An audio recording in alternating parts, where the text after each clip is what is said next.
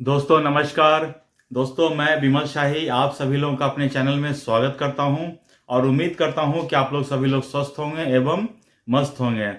सभी राष्ट्रवादियों और सनातनियों से ये निवेदन रहेगा कि आप लोग मेरे चैनल को सब्सक्राइब कर लीजिए एवं वीडियो को लाइक एवं शेयर भी कीजिए। दोस्तों आज हम लोग बात करेंगे यूनियन बजट 2025 के बारे में। और इस देश की जो मिडिल क्लास हैं वो इस बजट से क्या क्या एक्सपेक्ट कर सकते हैं, क्या उन्हें इनकम टैक्स में कुछ रिलीफ मिलेगा, इन सब चीज़ों पर हम लोग चर्चा करेंगे। दोस्तों यूनियन बजट को जो बनाने का काम है वो शुरू हो चुका है। कुछ दिन पहले निर्मला सीतारमण जी जो इस देश के फाइनेंस मिनिस्टर हैं उन्होंने अपने अधिकारियों के साथ हलवा सेरेमनी करके इसकी शुरुआत कर दी।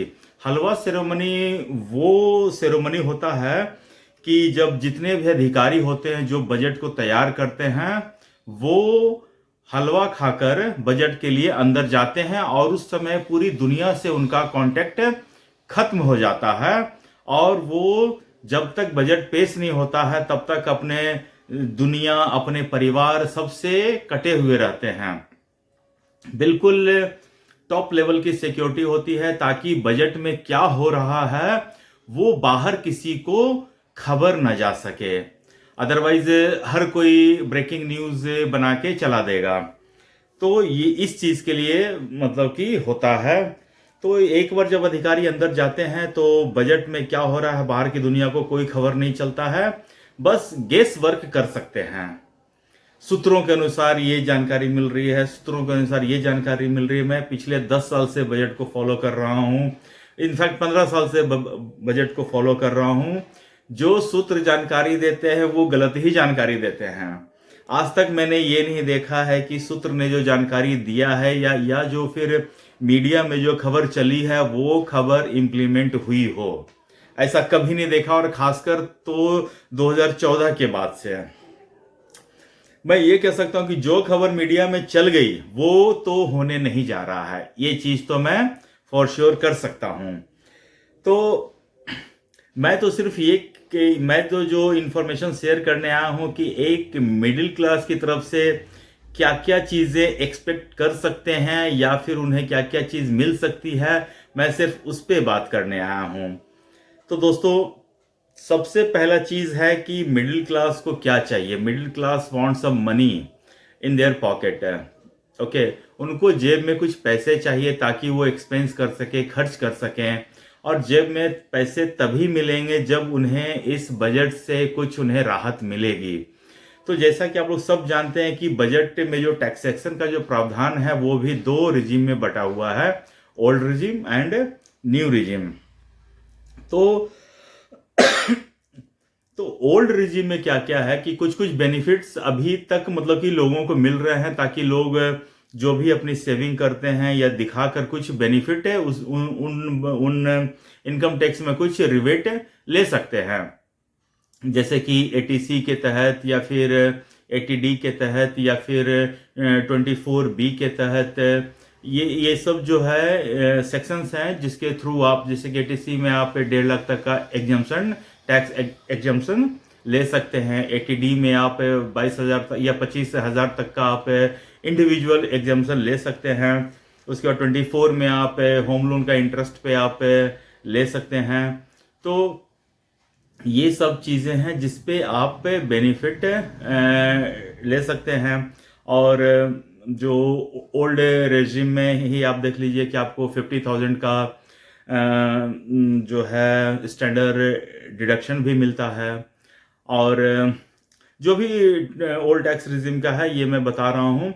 लेकिन इसमें क्या है कि जो टैक्स स्लैब्स हैं ओल्ड रिजिम में वो काफ़ी अटपटा सा लगता है और सरकार को इसके ऊपर ध्यान देना चाहिए। एटीसी का जो है 1.5 लाख वो पता नहीं कितने सदियों से चला आ रहा है, सरकार इसे इंक्रीज करने के ऊपर कुछ सोच नहीं रही है। स्टैंडर्ड डिडक्शन जो है उन्होंने सरकार ने बढ़ाया है लेकिन वो न्यू टैक्स पे डाल दिया है, न्यू टैक्स रिजीम में डाला है 75 के तक। बट ओल्ड टैक्स रिजीम पे गवर्नमेंट ने कुछ भी ध्यान नहीं दिया है। तो मुझे लग रहा है कि गवर्नमेंट अब जो भी अगर मतलब कि प्रावधान करेगी या कुछ भी बेनिफिट देगी तो वो न्यू टैक्स रिजीम पर ही देने जा रही है। एक एक फाइनेंस मिनिस्टर ने एक आंकड़ा दिखाया है कि किस तरह 67% लोग ओल्ड टैक्स रिजीम से न्यू टैक्स रिजीम पे आए हैं। और और सरकार की बेनिफिट, सरकार की मंशा, मैं कह रहा हूँ सरकार की मंशा ये है कि ज़्यादा से ज़्यादा लोग न्यू टैक्स रेजिम को एडॉप्ट कर लें, ताकि पुराना जो टैक्स रेजिम है वो नल एंड वॉइड खुद ही हो जाए। जब उसमें कोई आदमी उसको एक्सेप्ट चूज ही नहीं करेगा, एडॉप्ट ही नहीं करेगा, तो फिर नया टैक्स रेजिम में ही मतलब उसी में लोग ज़्यादा बेनिफिट पाएंगे। दोस्तों, भारत में टैक्स पेयर के साथ बहुत सौतेला व्यवहार होता है। आप ये सोचिए, भारत में 150 करोड़ लोग हैं, उसमें से मिला जुला कर मात्र 8 करोड़ लोग टैक्स देते हैं जो टैक्स पेयर की लिस्ट में आते हैं। और उन 8 करोड़ के लोगों में मतलब कि 5 करोड़ ऐसे लोग होते हैं जो जीरो टैक्स देते हैं, बस टैक्स फाइल करते हैं। वो टैक्स कुछ देते नहीं है, वो टैक्स फाइल करते हैं। बाकी जो टैक्स देते हैं वो 2 से 3 करोड़ लोग ही होते हैं। और ये पूरा 150 करोड़ लोगों का पूरा संचालन ये 2 से 3 करोड़ लोग अपने कंधों पर रख के चल रहे हैं। ओके, और उन्हें कोई खास बेनिफिट भी नहीं मिलता है। मैं कितने साल से देख रहा हूं कि टैक्स पेयर के लिए निर्मला सीतारमण जी संसद में जब अपना स्पीच देती हैं तो अंत में एक शब्द थैंक यू कह देती है, thank you to tax payers. मतलब कि टैक्स पेयर को कुछ बेनिफिट तो मिलना चाहिए ना, लाइक कि कम से कम उन्हें किसी क्यू में लगने की जरूरत नहीं पड़े, उन्हें कम से कम ट्रेन में अगर जा रहे हैं तो कंफर्म टिकट मिले या फिर और कुछ बेनिफिट मिले। टैक्स पेयर को सिर्फ थैंक यू बोलकर निर्मला सीतारमण जी, ये एक बहुत बड़ा अन्याय है।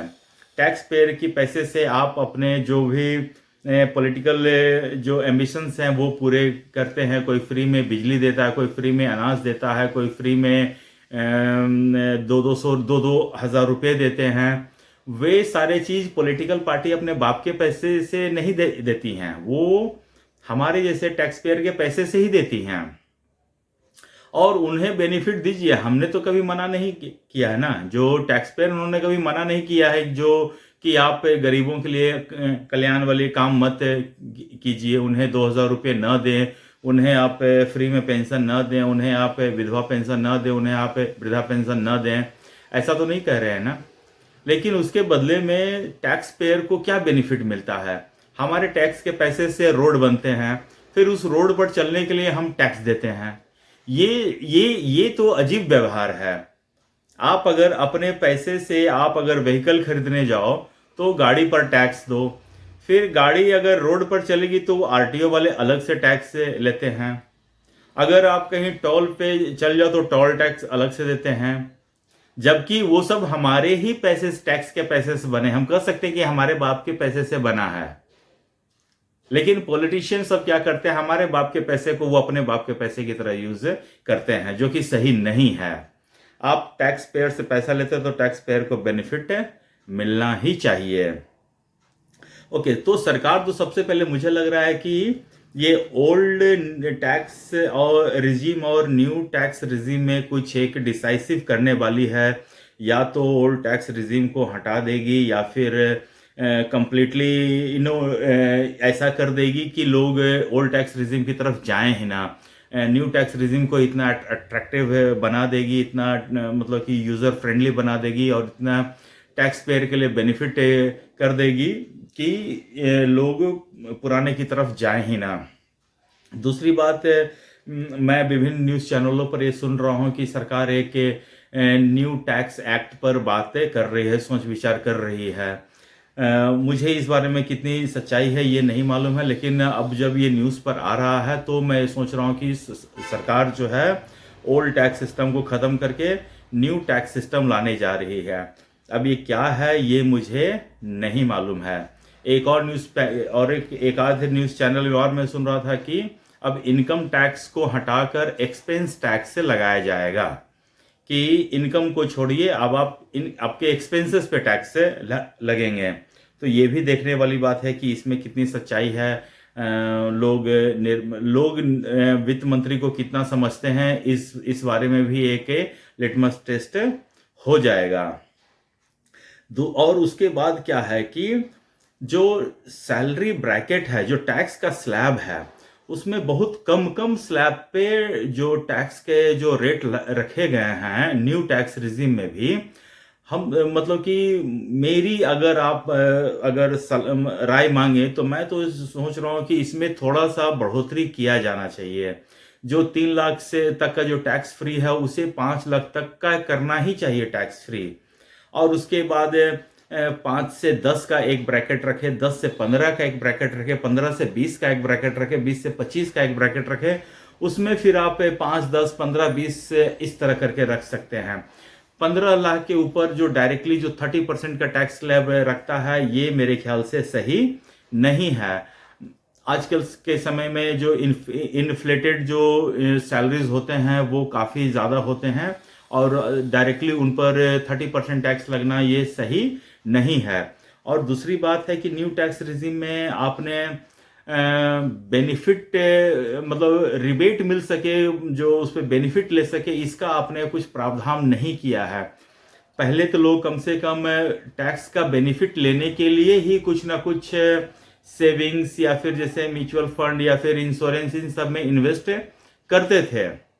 लेकिन अब न्यू टैक्स रिजीम में इस तरह का कोई बेनिफिट आप दे ही नहीं रहे हैं, तो लोगों का सेविंग के तरफ से ध्यान हटेगा और लोग सिर्फ खर्चे पर ही ध्यान करेंगे।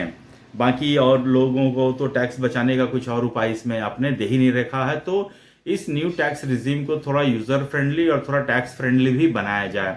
मैं 2014 से ही सुन रहा हूँ कि सरकार टैक्स में बदलाव करेगी, सरकार टैक्स पेयर के लिए कुछ करेगी, सरकार मिडिल क्लास के लिए कुछ करेगी। लेकिन मिडिल क्लास एक ऐसा सेक्शन है जो अपर क्लास और लोअर क्लास दोनों के बीच में ये सिर्फ पिसने का काम करते हैं। इनसे ज्यादा और रोल इनका कुछ भी नहीं है। अपर क्लास में ही रहता है, लोअर क्लास में रहता है, मिडिल क्लास को मिडिल क्लास बनाकर ही रखा जाता है। यही इस देश का सिस्टम है।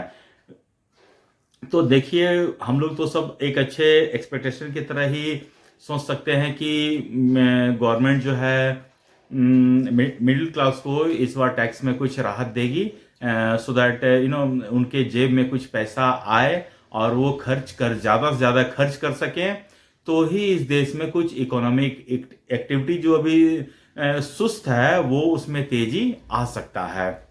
तो दोस्तों, आज के लिए मुझे इतना ही अपडेट देना था। आप लोग अपना ख्याल रखिए, स्वस्थ रहिए, मस्त रहिए। तब तक के लिए नमस्कार, बाय।